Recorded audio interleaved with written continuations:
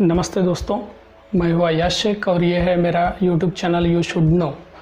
इस वीडियो में आज हम जानेंगे आधार से रिलेटेड एक portal, self service update portal यानी कि SSUP के बारे में। कई बार ऐसा होता है कि हमें किसी कारणवश अपने आधार का जो डेटा है उसमें कई सारे करेक्शन करने पड़ते हैं। कभी हमारा नाम गलत हो जाता है, कभी हमारी डेट ऑफ बर्थ गलत आ जाती है, कभी जो नाम का सीक्वेंस है वो आगे पीछे हो जाता है, कभी डेट ऑफ बर्थ में सिर्फ साल रहता है, उसमें डेट या मंथ का उल्लेख नहीं किया रहता।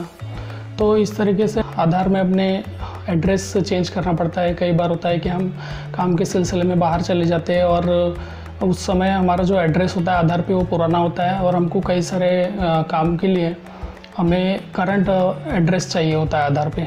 तो इस सिलसिले में हमको क्या होता है, इन सब चेंज करने के लिए आधार सेवा केंद्र में जाना पड़ता है और आधार सेवा केंद्र में जाने के बाद इसमें हमारा जो समय है और पैसा ये अधिक बर्बाद होता है। जबकि ये इसमें से मैक्सिमम जो काम है वो हम घर बैठे अपने मोबाइल पर से भी कर सकते हैं।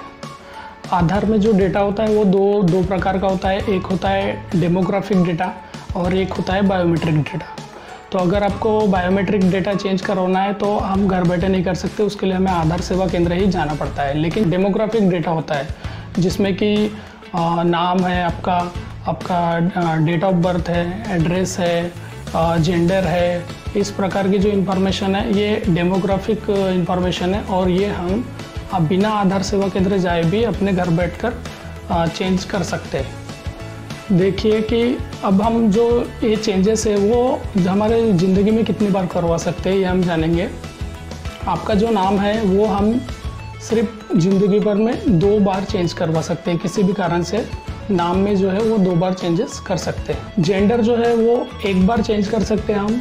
ये जेंडर गलती से कुछ दूसरा जेंडर आ गया है या हमें जानबूझकर अपना जेंडर चेंज करवाना है किसी कारणवश, तो हम जेंडर ज़िंदगी में 1 ही बार चेंज करवा सकते हैं। डेट ऑफ बर्थ भी जो है हमारी जन्म तारीख अगर हम चेंज करवाना चाहते हैं तो आधार कार्ड बनाते समय यदि हमारी जो डेट ऑफ बर्थ है वो डिक्लेयर्ड है, यानी हमने कोई डॉक्यूमेंट्स अगर उस समय नहीं दिया था तो वो डिक्लेयर्ड डेट ऑफ बर्थ रहती है। ऐसी डिक्लेयर्ड डेट ऑफ बर्थ जो है हम 1 बार चेंज करवा सकते हैं।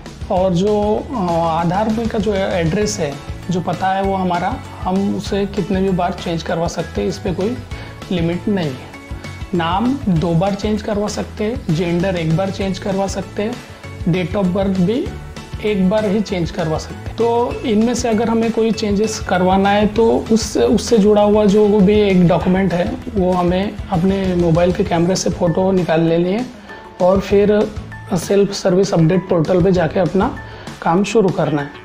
इसमें हमको एक टाइम पे अगर हम कोई भी चेंजेस करते हैं तो उसके लिए हमको 50 रुपये चार्ज किया जाता है। जबकि हम आधार सेवा केंद्र में या फिर कहीं और गए तो हमें 100 रुपये से नीचे कहीं नहीं लिया जाता। उस हमारे आने जाने का समय और वो पैसा ज़्यादा लगता है।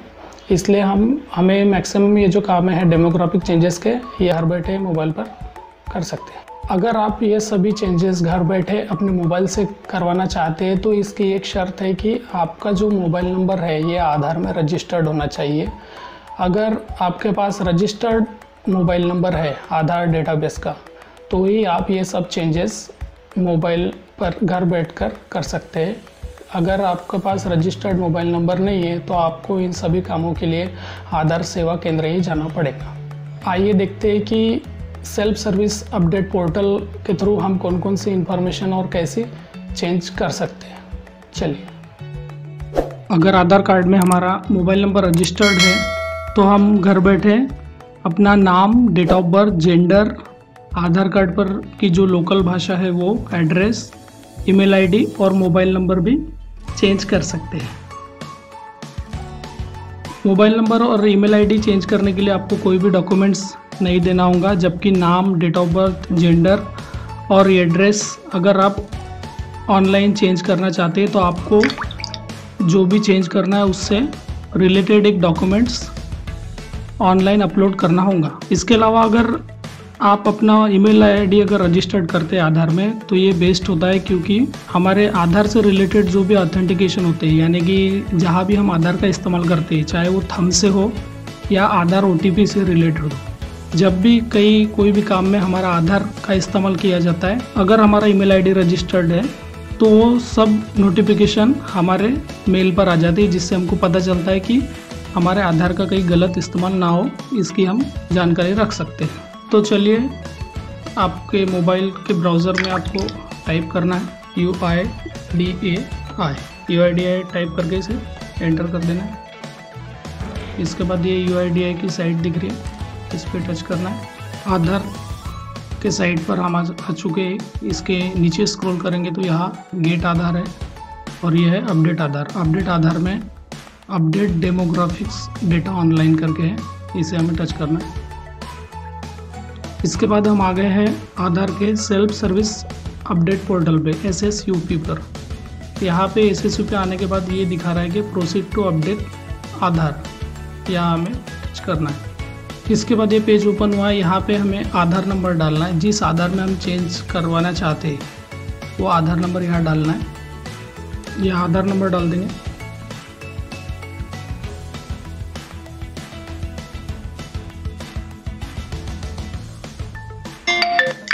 इसके बाद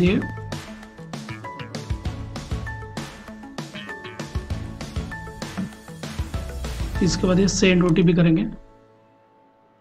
सेंड OTP करने के बाद ये बता रहा है कि one time password has been successfully send to your registered mobile number. हमारा आधार में जो रजिस्टर्ड मोबाइल नंबर है वहाँ पे एक OTP आ चुका है, वो OTP हम यहाँ पे डाल देंगे।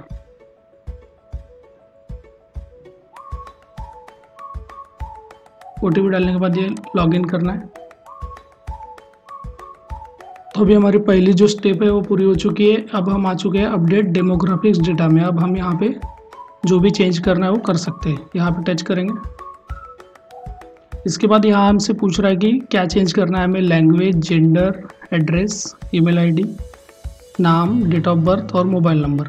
तो हम यहाँ पे एड्रेस चेंज करेंगे। आप यहाँ से कोई भी जो भी चेंज करना चाहते हैं वहाँ यहाँ पे नाम चेंज करना चाहते हैं तो यहाँ पे टच करें। डेट ऑफ बर्थ चेंज करना चाहते हैं यहाँ पे, मोबाइल नंबर ऐसे। अगर आप मोबाइल नंबर और ईमेल आईडी सिर्फ चेंज करना चाहते हैं, नया मोबाइल नंबर रखना चाहते हैं तो यहाँ पे, और ईमेल आईडी चेंज करना है तो ये, हम दोनों इन्फॉर्मेशन भी एक साथ चेंज कर सकते हैं। फिर अभी हम यहाँ पे एड्रेस चेंज करेंगे और यहाँ पे प्रोसीड कर देंगे। तो प्रोसीड करने के पहले हमें एक बात का ख्याल रखना है कि जो भी चेंज हम करवाना चाहते हैं उससे रिलेटेड एक डॉक्यूमेंट्स की फ़ोटो 2 MB तक की हमें तैयार रखनी है। यानी हम एड्रेस चेंज कराना चाहते हैं तो एड्रेस चेंज से रिलेटेड जो भी हमारे पास है, इलेक्ट्रिक बिल है या राशन कार्ड है या सरपंच का रहवासी है, इस तरीके के जो भी डॉक्यूमेंट्स है उसकी एक फ़ोटो 2 MB तक की निकाल के रख दे। फिर हमें यहाँ पे प्रोसीड करना है। ये बोल रहा है कि 50 रुपये चार्ज लगेगा, यहाँ पे टिक करना और इसे प्रोसीड कर देना। अभी हमने एड्रेस को टिक किया था इसलिए अभी हम एड्रेस चेंज कर सकते हैं। यहाँ पे हमें डालना है नाम, जो एड्रेस पे चाहिए वो नाम, वो पिता का रह सकता है या हस्बैंड का रह सकता है। जब भी हम यहाँ पे टाइप करते हैं तो इसका जो मराठी वर्जन है वो यहाँ पे आता है। तो हमें ये भी चेक कराना है कि ये मराठी का भी जो नाम है ये सही होना चाहिए। इसलिए अब हम जब भी यहाँ पे कोई टाइप करते हैं तो यहाँ उसका करेक्शन ज़रूर कर लें।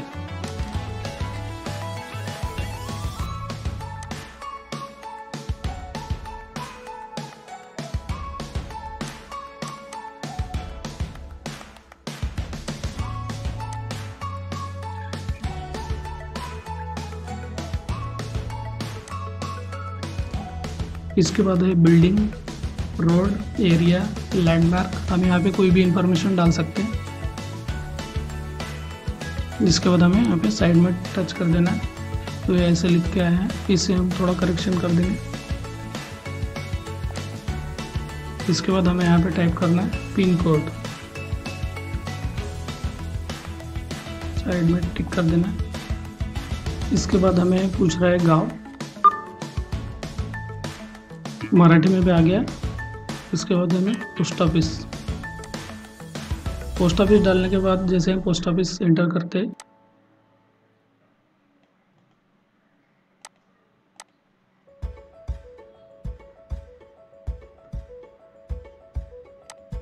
तो यहाँ पे ये जिला और ये स्टेट ऑटोमेटिक आ जाता है।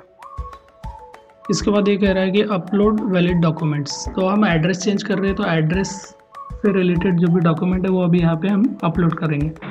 आपका जो भी डॉक्यूमेंट है, जैसे आप नाम चेंज करवाते हैं तो नाम चेंज के लिए अगर आपके पास टीसी है या कोई भी आईडी प्रूफ है तो आप उसकी 2 MB तक की फ़ोटो निकाल के रख दें। इसके अलावा डेट ऑफ बर्थ भी चेंज करना चाहते हैं तो जैसे पैन कार्ड है या टीसी है, जो भी डॉक्यूमेंट है उसकी एक फ़ोटो तैयार रख दें। कौन सी इन्फॉर्मेशन चेंज करने के लिए कौन कौन से डॉक्यूमेंट आधार की तरफ से वैलिड है उसकी एक लिस्ट मैं डिस्क्रिप्शन बॉक्स में दे दूंगा, आप वहाँ से डाउनलोड करके देख सकते हैं। तो चलिए अब हम ये डॉक्यूमेंट अपलोड करेंगे। इसके लिए यहाँ से हम क्या अपलोड करने वाले वो सिलेक्ट करना है। जैसे यदि वोटर ID है, ड्राइविंग लाइसेंस है, बैंक स्टेटमेंट है, इलेक्ट्रिसिटी बिल है। ये कह रहा है कि जो भी आपका डॉक्यूमेंट्स हो 3 महीने से पुराना नहीं चाहिए, यानी इलेक्ट्रिक बिल जैसे है हम डाल रहे हैं तो ये 3 महीने तक के का चाहिए। जैसे अभी अगस्त है तो जुलाई का चलेगा, जून का चलेगा, मई का चलेगा। ठीक है, अभी हम अपलोड डॉक्यूमेंट करते हैं।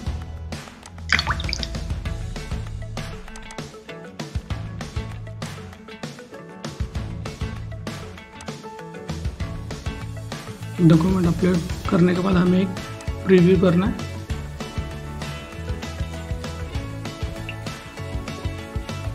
प्रीव्यू में नया जो एड्रेस वगैरह हमने डाले वो दिखा रहा है यहाँ पे। एक बार जैसे जिस तरीके से हमने डाला है उस तरीके से इसे एक बार कंफर्म कर लेना है, कहीं पे कोई भी गड़बड़ नहीं रहनी चाहिए। इसके बाद हम अगर यहाँ पे और कोई चेंजेस करना चाहते हैं तो यहाँ एडिट पर टच करेंगे तो फिर एक बार हम पूरा फॉर्म एडिट कर सकेंगे। ये हमारा नया एड्रेस यहाँ पर दिया हुआ है जो हमने चेंज किया।